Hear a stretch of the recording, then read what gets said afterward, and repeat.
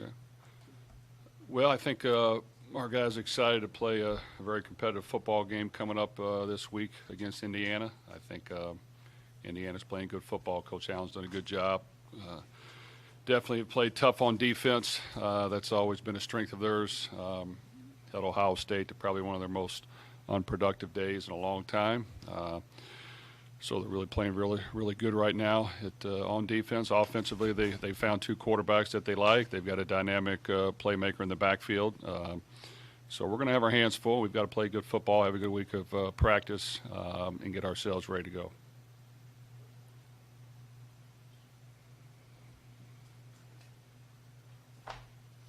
Jeff, unless something changes like in the next hour when Alan talks, they haven't announced a starting quarterback yet. What differences do you see between Sorsby and Jackson, and is it any more difficult to prepare for a team when you don't know which guy's going to be the quarterback? Well, I think they've done a good job of getting both guys ready to play.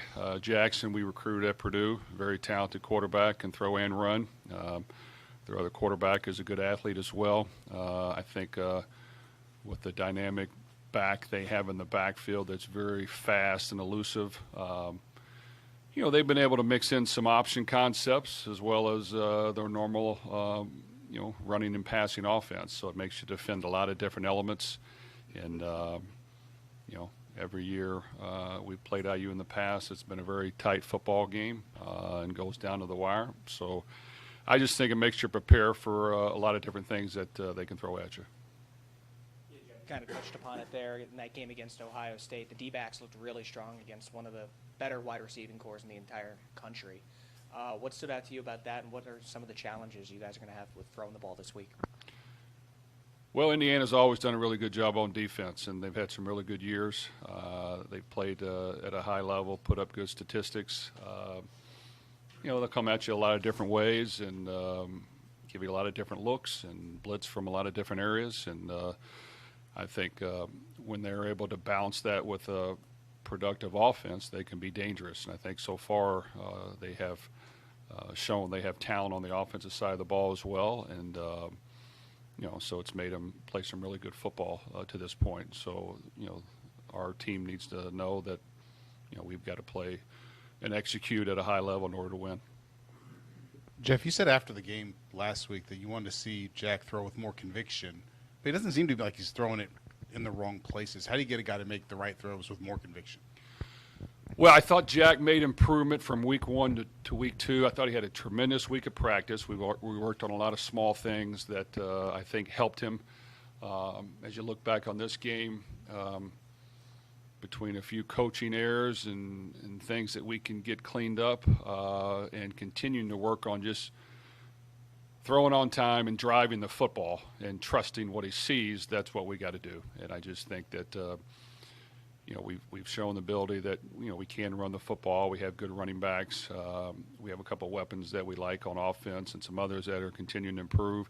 He's got to be the leader and the general of it, and we need him to be efficient and to play with conviction and to play with confidence and, trust what he sees and drive the football in there. So we'll work again specifically on a couple of things this week to make sure that we're continuing to improve there. But he's a great kid. He works really hard. He wants to do well. We just got to put as much pressure on him in practice to make all these throws on time, standing there,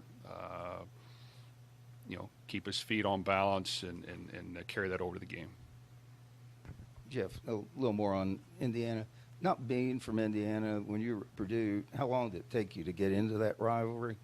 Do you still feel it? And then thirdly, would you like to continue to play them? There's been a lot of talk that they want to cancel the series. Well, I think for our fans' sake, anytime you can play some in-state rivalries and some true rivalries regionally, it's always great to play. It's great for the fan base. They want to see it. They're going to come out and watch it and support it.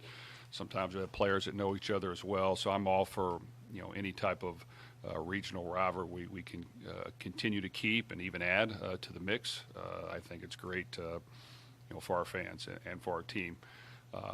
As far as being at Purdue and the rivalry, yes, you notice it right away. The fans are into it. It means something to them. I know it's the last game of the year, but people look forward to it, and they want their team to win. So I think that, us being right down the road,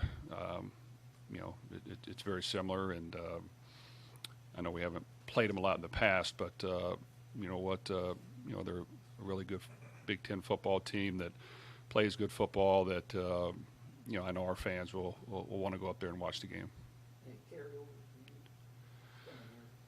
Well, I think, I have a lot of respect for Indiana and Coach Allen and their football team. You got to put the work in. You got to coach in order to win at a high level in the Big Ten at Indiana and Purdue. I understand that. Coach Allen loves the game. He has great passion for his players. And, we've got to go up there and win the football game. Nothing will be handed to us. It'll be a tough contest.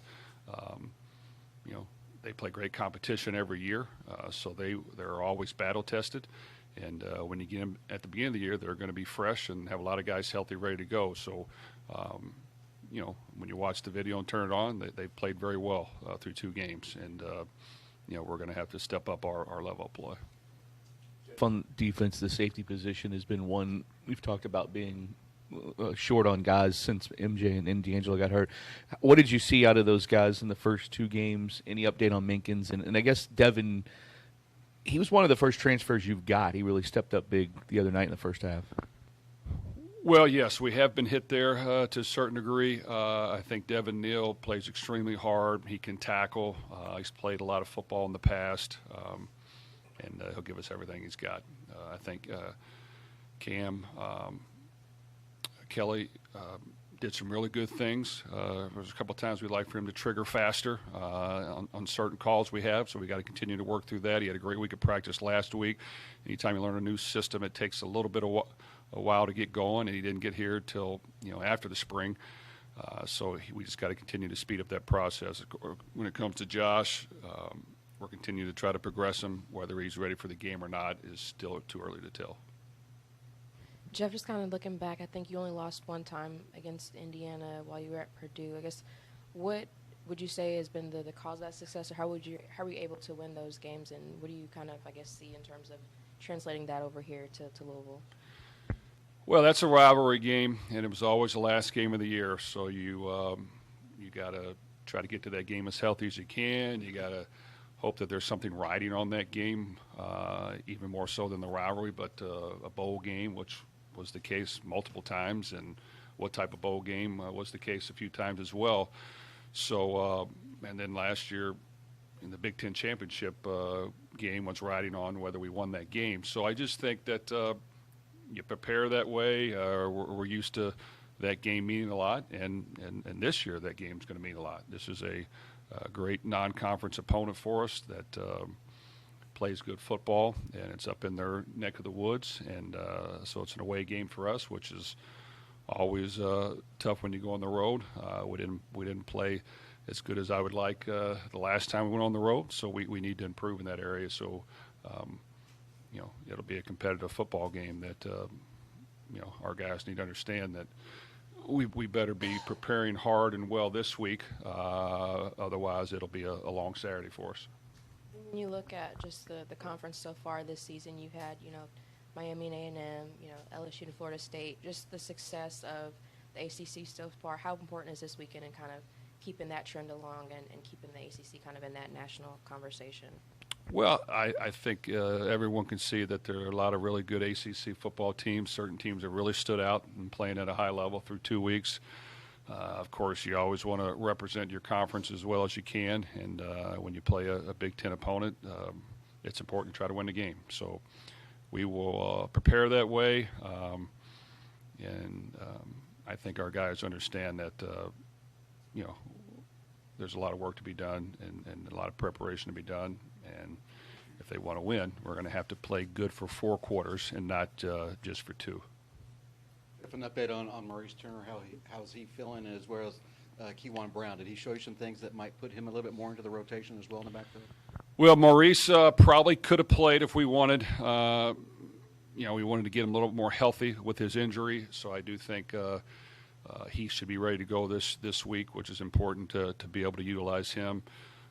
Kiwan is a young running back that really has shown us those same things in camp that you saw in the game. He'll run physical, he'll run downhill, he'll run hard. And I just think that, he gives us depth.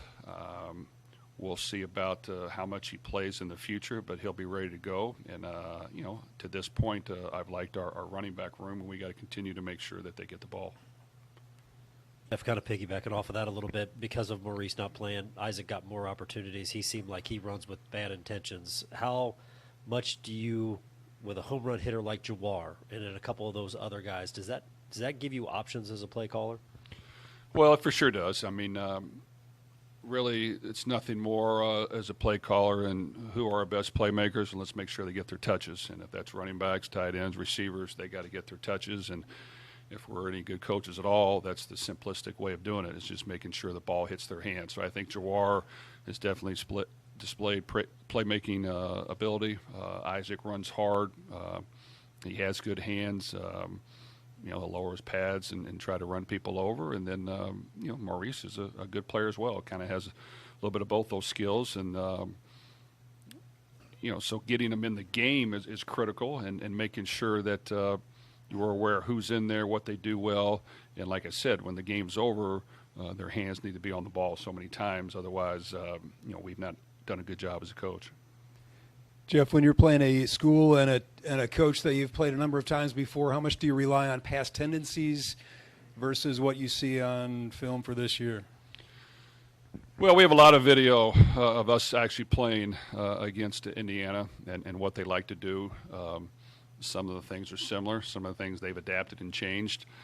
Like I said, I think at this point, they're playing good football. They've always been really good on defense, and they've shown that by how they held Ohio State to one of its lowest point totals in a long time. And now they have legitimate weapons on offense, and both quarterbacks have the ability to play, which makes that dangerous. And, a couple of productive receivers that we even recruited at Purdue that are doing a good job, and then a dynamic back in the backfield that's always tough when you got somebody that quick and fast. And we'll have to make sure we contain him and get him to the ground, because he's definitely proven that he has playmaking skills on offense and special teams. Yeah, Jeff, after 2 games, are there any things about your team that has surprised you in a good way, and are there any things in particular you've been concerned about? Well, we tried to correct things from week 1, which I think we made some progress there. Obviously, now the competition heats up, and we'll see exactly what we're made of. So, defensively, getting lined up and getting set, letting our guys letting them play. Sounds simple, but we got to make sure we get that done. Finding ways to get after the quarterback and pressure the quarterback more is important, that we find ways to get that done. Creating some turnovers, I think will be critical, is making sure we figure that out. Offensively, I think it's just, trying to be as efficient as we can, eliminate some silly penalties that we had. When we have the opportunity for big plays, we got to hit them. So I think we need to continue to work through that, because as we, play the teams coming up on our schedule, you have to hit those plays when they're there. So I just think working through that, we've been pretty steady on special teams, at least gaining a slight edge each week. So if we could create a couple huge plays there, it would be beneficial. But if not, at least being consistent and gaining a slight edge will be vital to success. So I just think all 3 components matter. We continue to look in the mirror and try to fix some problems we've had as coaches the first couple weeks, and put the best plan together to get ready for this game. Jeff, you mentioned how critical it is to get the running, to get the running backs involved. Through the first 2 games, you've actually ran the ball a lot more than you guys have passed it so far. Is that something you expected heading into this season, granted how much your offensive scheme relies on passing the ball? Well, I've learned over the years, in order to win at a high level, you need to be able to do both. Now, some games will dictate what you have to do more of and what you don't have to use more of, but you have to at some point be able to do both. You'll have games where whatever happens, you're you're not winning and you're behind, and you're going to have to throw the ball. So you have to be able to throw the ball at some point. You can't just always play from in front, even though that's a great advantage if you can, but you have to be able to throw the ball. At the same time, you have to be able to run the ball. There are numerous ways people can play coverage, drop guys, extra guys in coverage, and force you to run the ball. You have to be able to run the ball. There are certain times in third and short, goal line, when you have a lead, you have to be able to run the ball. So I just think you have to be able to do both, and that's what the great teams can do. So, who are our playmakers will dictate whether we throw it more or run it more. And then, of course, for example, in the second half with Georgia Tech, we wanted to come out and run the ball more. We were not as efficient passing the ball, and wanted to kind of, rely on that to kind of get us back in rhythm, and I think that helped us. So I just think you have to work on both and be good at both if you want to win at a high level. What's it, I guess, going to be like playing in 2 neutral locations in NFL stadiums in the first 3 weeks, and being at Lucas Oil, having it kind of close to Louisville and more easier for fans to get there?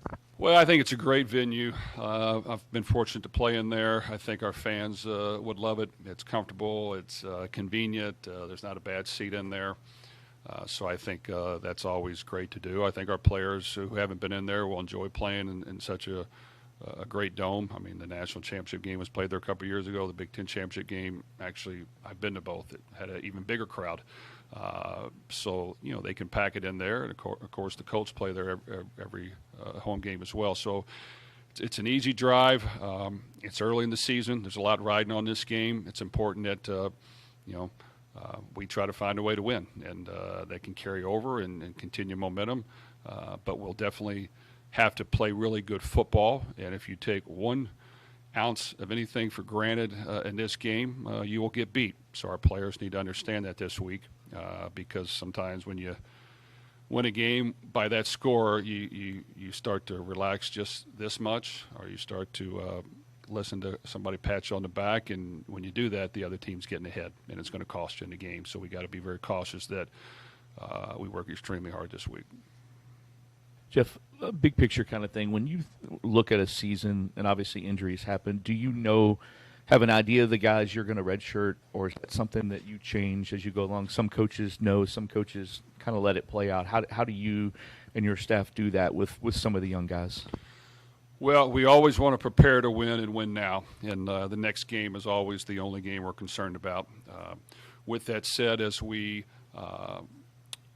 prepare and get our freshmen ready to play, we will always get them ready to play. Now, we're not going to throw them in there for one play or two just to waste plays, but you know what?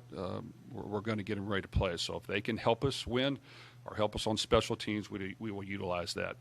I think now with the 4-game limit, yes, we're conscious of who's going in and who's not, and making sure when they do go in, is it going to be meaningful snaps or is it just 1 or 2 snaps?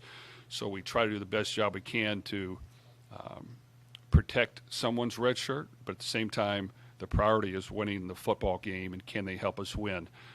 So that takes some thought and takes some mapping out.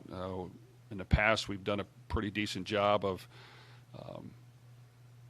doing that correctly, even though mistakes have been made, and you try to get to the last half of the season with some guys that do have 4 games left, and maybe they're farther along, and maybe now you can get them in the mix at least a little bit. But in the meantime, if guys are ready to play, we will put them in the game right now. Good thing.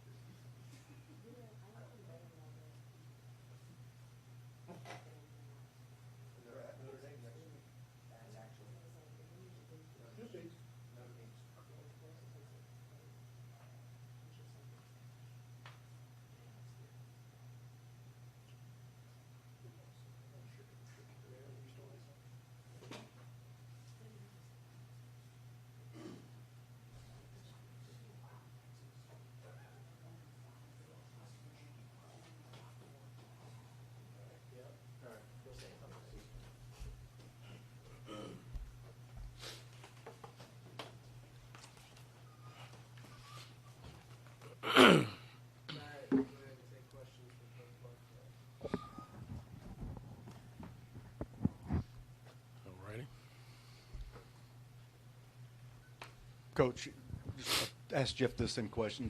Where Maurice Turner, his status sounds like he's going to be possibly available this weekend, and what you saw from Keyjuan Brown, pretty impressive for his first outing. Yeah, I mean, Maurice is in good shape. It was more of a coach's call to hold him out last week. He was dealing with a little something, and just wanted to give it a few more days to kind of get back healed. But he's in good shape. He's ready to rock and roll. Definitely like what we saw from Keyjuan. He's a special talent, and he accumulated a bunch of yards in the state of Georgia. It's good football down there, and he was actually up for Mr. Football and some other things. So we knew that there was some advanced running skills. I mean, obviously he has to improve in his pass protection and little nuances of the position, but definitely like where he is. He adds us and gives us some good depth at the position. Coach, what do you want to see more from Jahar Jordan? We've seen the big plays, pretty well-established guy, but what would you like to see more of from him? Just continue to elevate, continue to find ways to improve, continue to challenge himself to become more of a complete player in all facets, not just running the football. He's done a tremendous job running the football, and I think he takes pride in that. But also, I've challenged him before the season to be a great pass protector, and I think that he's shown vast improvement in that area as well. I think he's doing a good job with his technique. His eyes, hands, and feet are all coordinated as far as protection is concerned, and he's really sticking it in there and stoning some guys. So that's an area that I told him he needs to definitely excel at, and he's been taking that to heart, as well as in the passing game, just being a weapon that we can deploy in the passing game and get him involved in that facet as well. Yeah, Jawar's not the biggest, most imposing guy, but he runs like he doesn't know that, and he'll go between the tackles. He'll take people on. He's a threat to break longer runs. What is it about his makeup that allows him to do that? I think he's a fearless competitor. He respects all of his opponents, but I don't think he fears anyone. I think he embraces those opportunities, those moments. I think he's a guy that's very comfortable in his own skin. He understands who and what he is, his strengths, and maybe some of his deficiencies, but he plays to his strengths. And the best ones I've been around, they understand those components of their game, and they're able to manipulate the defense. They're able to pick and choose holes and moments where they can really accentuate their skill set, the things that they do well. And I think that in those moments he knows he's not a big guy. So as far as running over a lot of people, that may not be his forte, but what he does have is speed, elite speed. So, and I tell him all the time, I say, hey, you don't have to be the biggest guy in the world to run over somebody. What do you have? You have velocity. Use your velocity to make yourself bigger on impact, which means you need to embrace those moments. Don't curl up, don't shy away. Accelerate into those moments, and then I think that's kind of what you saw against Georgia Tech and maybe some other moments the other night, but certainly excited about where he is. Chris, kind of going down the list of running backs with Isaac Grando, talked to him about playing with Jonathan Taylor for 2 years at Wisconsin. I guess how does that kind of being in that room or playing with someone like that affect someone like Isaac, and what have you seen from him so far in these 2 games? Tremendous growth. I would say probably since the season started, I told him probably since we started training camp, I think I've seen the most growth from him in the room. He every day seems like he's growing before our eyes each week. And, like you said, coming from a program like Wisconsin, they've run the ball quite a bit. So he's seen quite a few pictures in the running game. Surprisingly, I was pleasantly pleased that he's a really good pass protector. It kind of, I guess, suits his skill set, his body type. He's a strong guy, very sharp, very cerebral kid, always asks questions, probably one of the most sharp guys in the program. He's like a coach on the field. And it's funny because I was talking with my GA, and he was telling me that Jaws was telling him earlier this year that Isaac was actually the one that kind of helped him learn the playbook. And they came in together as far as in the offense is concerned. So I think that just kind of speaks to his ability to retain information, process. And so there's a big trust factor there with him. And he's doing a great job, not just in pass protection and in the running game, but, he's got soft hands. He's really making himself available in the passing game and being a factor in that regard. And so we're just tickled to death with where he is. He gives us great depth between he and Maurice and Jaws and Bama, which Keywan is Bama. It's his nickname. We call him Bama. But those 4 kids, I mean, we're just fired up about where they are. Coming into this season, a lot of people expected that with Brohm's offense, there'd be a lot more passing. But you guys have been this team's bread and butter so far. First of all, how proud are you of this running backs unit to be able to put up the numbers they've been putting up? And how do you stay consistent throughout the year so they can keep leaning on you guys? No, I'm tickled to death. I mean, as a running back, I mean, every time they make plays, it's like I make plays with them. I mean, my spirit is out there on the field with them. And so it's just fun to see them embrace the games and be able to step up in big moments for the team. We just want to win games. Ultimately, whatever it takes to win, we're about that. And I think it's one of the more unselfish units I've been a part of. They just care about doing whatever's best for their football team. If that requires that we need to pass the ball 40 times to win, then we're going to be great in pass protection. If that requires us to be a little bit more reliant on the run, then we're certainly ready for that challenge as well. So I think Jawar and, Isaac, some of the older guys, they kind of lead that room as far as setting the temperature of the room. They're very unselfish guys, and when you have your best players that are unselfish guys, I mean, it kind of helps everyone else to understand their responsibility. Chris, we don't talk about walk-ons a whole lot, but Caden's kind of a different kind of guy. He had offers and scholarship offers and was committed at one point. What have you seen since he got here? And you got him in a couple times the other night, and he runs hard. Oh, yeah. Yeah, no, Caden's going to be a good player. The thing about Caden, I often joke with him, and Caden's never had a bad day. I mean, he comes in, he's a smile on his face, he's bouncing around. He's always the first one out on the field. He's all passion and fire and energy. And the best guys I've been around, those guys that come in maybe as a walk-on and develop into good players, they're that way. They just have a high care factor. They care about the football team. He's an in-state guy, so there's a little bit more of a sense of pride in the program. And he wants to do all the little things. He wants to try to help out on the scout team. He's given us a great look in practice.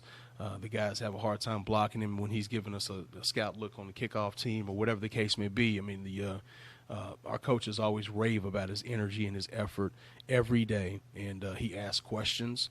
He was a little silly when he first got here, so we had to kind of work through that. But definitely, I've seen some growth and maturity from him. And since that's happened, he's been asking more questions, watching more video. He's always texting me at night, just asking questions about the game. He'll be fine. He'll be fine. He's got some good players in front of him right now, but I'm excited about where he is and his future. Chris, I kind of asked Jeff about this, but curious your perspective on, obviously you guys had some success against Indiana at Purdue. What do you think was the cause, or what did you guys do right to I think it was like 4-1 was the record against Indiana there, and how do you kind of see that translating here in the personnel that you have here? I think it's important to really try to create some matchup issues if we can through motions and shifts and maybe lining some guys up in some different spots. But I mean, I think it just kind of goes back to the play caller. I mean, I think Coach Brohm calls a great game. He does a good job of seeing the game, setting plays up, setting play actions up off of runs, keeping the defense honest. And we've run a few trick plays over the years that have been I think successful for us, but I think overall it's just the guys playing hard, executing the calls, and being a little bit unpredictable as far as where we're lining up, where we might be possibly going, as far as where the ball's going, whether it's through the air or on the ground. Just trying to be a little bit unpredictable. But there's a few plays that we feel good about, that we've had success on them, but they're always well coached. Discipline. Tom Allen is a defensive guy, so they take pride on that side of the football, and we understand that. And so we understand we need to be even more sharp and attentive to detail this week, and just like every week, but to make sure that we can do the things necessary to really create some angst and get them off balance defensively. I wonder if you could speak to your philosophy of workload. You've got 3 running backs with between 11 and 17 carries. Do you expect to narrow the rotation as you get into tougher part of the schedule? It depends. I mean, I'm open. I've over the course of my career, I've played one running back the whole season. You rarely see that anymore. I mean, it's a dying breed. I mean, unless you're Derrick Henry and you're 250 pounds, I mean, I don't really see many guys that really can take 250 carries, every season. I think it's more of a committee approach these days. You see it in the NFL. I mean, that's just kind of the way it is now. And then the way we play, I think you have to have an understanding of the personnel you have. It's not just, you can't just be a cookie cutter coach. And I think that Jawar in particular, I feel like I saw him have fresh legs against Georgia Tech in the fourth quarter. And maybe that wasn't the case if he's 45, 60 50 plays in. You know what I mean? There's something to the math of it as well. And I think that kind of comes with having played the position, me being a smaller guy. I mean, you have to be cognizant of reps and rep count over the course of the season. And I think when you have three good backs, I mean, you can keep them fresh. That's kind of the benefit of having three backs. And so I think that they all three present different challenges for the defense. I've got, some speed and Jaws and Maurice, and I've got some physicality in Isaac and, Keywan if we go that direction. So I think it's important to have different types of tools in the toolbox. I don't want to have all wrenches. I need a hammer. I need to have a screwdriver every now and then. So, I think it's important to have different types of tools in the toolbox, but also know when those tools need to be utilized, and they need to understand their skill sets and how they fit best with what we do. So, definitely, I think it's an ever-evolving process. I do. Yeah, Chris, you played against Indiana's defense the last few years. This is the same 4-2-5, but other than Aaron Casey and Noah Pierre, it's a different group of guys, a lot of transfer portal guys. Watching them in the first two games, what have you seen differently about them from maybe last year's defense? Definitely a lot of new faces, for sure. They kind of like we did, they hit the transfer portal and gotten some good players in there along the defensive line. They've gotten a couple guys that have caused some havoc. Causing some double team issues and movement. They're moving a little bit more. I think they're playing hard. I mean, you saw how hard they played against Ohio State. They had Ohio State on the ropes for 3 quarters. That's one thing you can expect from a Tom Allen team is, a tough defensive team. You're going to have to earn it. And the other thing that we're cognizant of is, as just going back and watching the cut-ups, is not a lot of plays. Not a lot of plays. They're holding the ball offensively. And even last year, I don't know that we had 60 plays in the game, so that's something that we've got to be prepared for, really take advantage of our opportunities. But we expect pressure. We expect them to play tight coverage and try to move around on us and cause us to communicate some. So we're definitely prepared for everything that I think that we can possibly see from them. Thank you all.